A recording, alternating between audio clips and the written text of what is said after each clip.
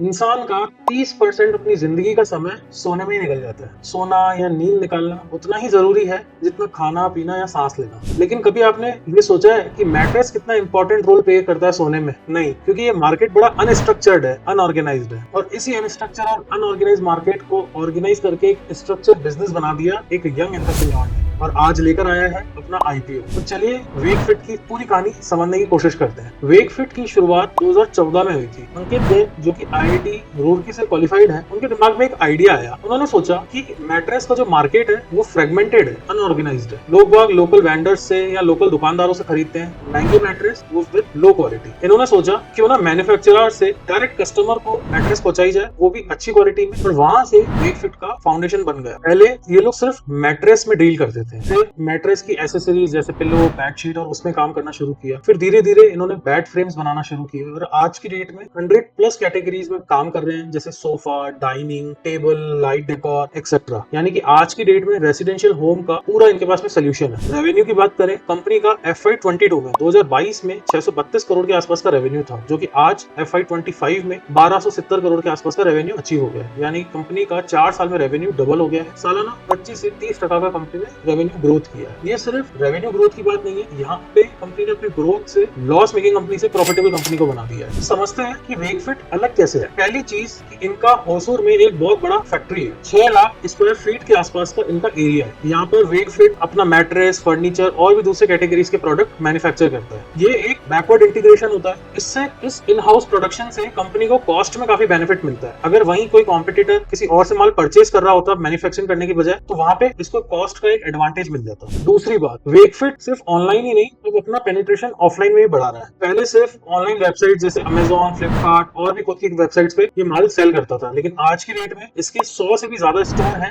Pan India, tier 1, tier 2, tier 3 cities में, और हर स्टोर का रेवेन्यू 1 करोड़ से 3 करोड़ के बीच में है। और ऑफलाइन स्टोर पे जब कस्टमर माल लेने जाता है तो उसका एवरेज ऑर्डर वैल्यू भी 20 से 30% का ज्यादा होता है। इसका कारण ये, एक तो उसको एक्सपीरियंस मिलता है, लाइव एक्सपीरियंस मिलता है, फर्नीचर को देखता है, उसकी ड्यूरेबिलिटी चेक करता है। दूसरा, उसके पास में एक सेल्स पर्सन होता है जो उसको पिच करता है, जो उसको माल सेल करता है, उसको अच्छी से अच्छी चीज दिखाता है, तो कस्टमर को भी कंफर्ट बनता है। अब अगर नंबर्स की बात करें तो FY25 में जो 1200 करोड़ के आसपास का इन्होंने रेवेन्यू अचीव किया था, वो 40 से 45% का रेवेन्यू इन्होंने मार्केट स्पेस से अचीव किया था, फॉर एग्जांपल अमेजॉन और फ्लिपकार्ट से। बाकी 40 से 50% का रेवेन्यू इन्होंने खुद की वेबसाइट से अचीव किया था। रिमेनिंग 10 से 15% का जो रेवेन्यू था वो इन्होंने ऑफलाइन स्टोर से अचीव किया। अब देखो, ये एक बैलेंस अप्रोच है। अगर पूरी डिपेंडेंसी ऑनलाइन हो जाएगी तो वहाँ पे कमीशन और दूसरे एक्सपेंसेस होते हैं जो इनको बियर करने पड़ेंगे, और अगर पूरी डिपेंडेंसी ऑफलाइन हो जाएगी तो वहाँ पे कैपेक्स और बहुत सारी चीजें एक्स्ट्रा होती है जो उनको खर्चा करना पड़ता है। अब यहाँ पर अपन यूनिट इकोनॉमिक्स समझने की कोशिश करते हैं। आज के डेट में इनका जो एवरेज ऑर्डर वैल्यू है वो 10,000 रुपए के आसपास का, और इनका 45% का ग्रॉस मार्जिन है। अब यहाँ पर 25 से 30% जो कस्टमर्स हैं वो रिपीट ऑर्डर देते हैं, और जो बच्चे में 25 से 30% रिपीट ऑर्डर दे रहे हैं वो भी उसमें से ही 25 से 30% का रिपीट ऑर्डर आएगा। ऐसे 25 से 30% का रिपीट ऑर्डर आते आते इनका जो लाइफ टाइम कस्टमर वैल्यू है टुवर्ड्स इनका कस्टमर एक्विजिशन कॉस्ट, वो 3.9 टाइम्स है। यानी कि अगर ये कस्टमर पे 1 रुपया आज लगा रहे हैं तो वो कस्टमर से 4 रुपए बना लेंगे, तो ये एक अच्छा नंबर माना जाता है। लॉसेस की भी बात कर लेते हैं, क्योंकि ट्रांसपेरेंसी के लिए वो भी बहुत जरूरी है। FY22 और 23 में कंपनी का 100 से 150 करोड़ के आसपास का लॉस चल रहा था, लेकिन 24 और 25 में एक ट्विस्ट आता है और कंपनी का लॉस कम हो जाता है। 50 से 60 करोड़ का लॉस कम हो जाता है, प्लस कंपनी EBIT पे पॉजिटिव आ जाती है। देखो, लॉस तो अभी भी है, और उसका कारण सबसे इंपॉर्टेंट ये है कि कंपनी के 100 से ज्यादा स्टोर्स हैं, और उन स्टोर्स में काम करने वाले स्टाफ की सैलरी, रेंट, लाइट का बिल, उसके अलावा डेप्रिसिएशन एंड अमोर्टाइजेशन का एक बड़ा पोर्शन है, लेकिन स्टिल कंपनी EBITDA पॉजिटिव है। और ये जो लॉस होता है डेप्रिसिएशन एंड अमोर्टाइजेशन की वजह से, ये ग्रोथ कंपनीज में नॉर्मल होता है। अब मैन्युफैक्चरिंग एंगल से बात समझने की कोशिश करते हैं। इंडिया का जो मैट्रेस मार्केट है वो 12,000 से 15,000 करोड़ के आसपास का मार्केट है, और ये सालाना 8 से 9% की रेट से ग्रो कर रहा है, बहुत सारे रिसर्च के हिसाब से। लेकिन ये जो मार्केट है इसमें ज्यादातर पोर्शन अनऑर्गेनाइज मार्केट का है। ऑर्गेनाइज मार्केट का सिर्फ 10 से 15% का पेनिट्रेशन, यानी कि ऑर्गेनाइज मार्केट में भी ग्रोथ के पोटेंशियल ज्यादा है। अब यहाँ पे कंपटीशन कैसा है वो भी समझ लेते हैं। स्लीप वेल एक ब्रांडेड बिजनेस है, लेगेसी बिजनेस है, लेकिन डिजिटल प्रेजेंस थोड़ा कम है। उसकी जगह स्लीप हेड है, वो अग्रेसिवली एक्सपैंड कर रहा है। स्लीप कंपनी है, वो 3 साल पहले शुरू हुई थी, उसका 300 करोड़ के आसपास का रेवेन्यू पहुंच गया, लेकिन हालांकि कंपनी 58 करोड़ के आसपास के लॉस में है। तो कंपटीशन है, आपको पता है भविष्य या जो फ्यूचर है वो ई कॉमर्स बिजनेस में और ऑमनी चैनल मॉडल में है, तो सब लोग एक्सपेंडिचर अच्छे से कर रहे हैं, सारी चीजें अपनी बढ़ाने की कोशिश कर रहे हैं। लेकिन यहाँ पे वेकफिट को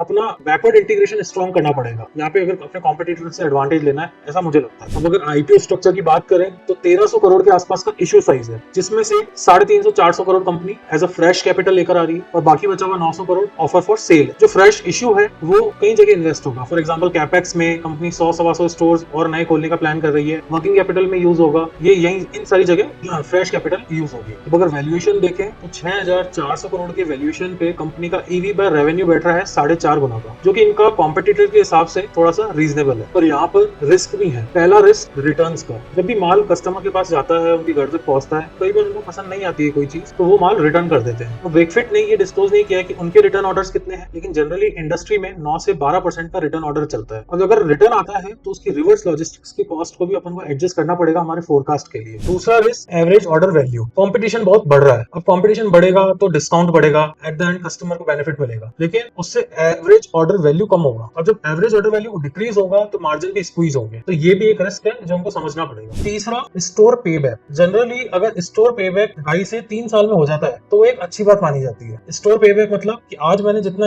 इन्वेस्ट किया वो 2.5 से 3 साल में रिकवर हो जाना प्रॉफिट के थ्रू। लेकिन अगर ऐसा नहीं होता है और ज्यादा टाइम लगता है स्टोर पे बैक में, तो जो कैपिटल बजटिंग प्लान है उसमें प्रॉब्लम आ सकती है। अब यहाँ से अपन कंक्लूजन की तरफ बढ़ते हैं। हम लोग कंपनी की स्ट्रेंथ और कंसर्न दोनों समझते हैं। स्ट्रेंथ की बात करें तो बैकवर्ड इंटीग्रेशन है, मैन्युफैक्चरिंग में एक्सीलेंस है, वर्किंग कैपिटल अच्छे से मैनेज हो रहा है, यानी कि जो कैश कन्वर्जन साइकिल है वो सिर्फ 6 दिन का है। फाउंडर क्वालिटी की बात करें तो अंकित गर्ग एक प्रॉपर कॉर्पोरेट बैकग्राउंड से आते हैं, उनको ऑपरेशनली कैसे कंपनियां चलती हैं हम उसका मैकेनिक पता है, पूरी क्लियर थिंकिंग के साथ में स्टार्टअप शुरू किया। इसके अलावा ऑमनी चैनल प्रेजेंस है, यानी कि ऑफलाइन एंड ऑनलाइन सेलिंग का बैलेंस बना हुआ है। तो ये सारी स्ट्रेंथ होगी। अब अगर अपन कंसर्न समझे, अभी कंपनी का नेट लॉस चल रहा है, कॉम्पिटिटिव इंटेंसिटी बढ़ रहा है, इसके अलावा जो न्यू एज कैटेगरी प्रोडक्ट्स होते हैं होम डेकोर के लिए उसमें मार्जिन बड़े कम होते हैं, तो यहाँ पे ब्लेंडेड मार्जिन प्रेशर है। इसके अलावा कुछ और मैट्रिक्स होती है, for example return on return, जो ऑर्डर के रिटर्न्स होते हैं वो, कस्टमर एक्विजिशन कॉस्ट, ये कुछ मैट्रिक्स है जो कंपनी ने खुल के डिस्प्ले नहीं करी है, खुल के डिस्क्लोज नहीं करी है। मुझे ऐसा लगता है यहाँ पे एक ट्रांसपेरेंसी का भी इशू है, क्योंकि ये सारी मैट्रिक्स भी हमारे डिसीजन को ड्राइव करेगी कहीं ना कहीं। तो यहाँ पर अब फाइनल वर्डिक्ट क्या है? देखो,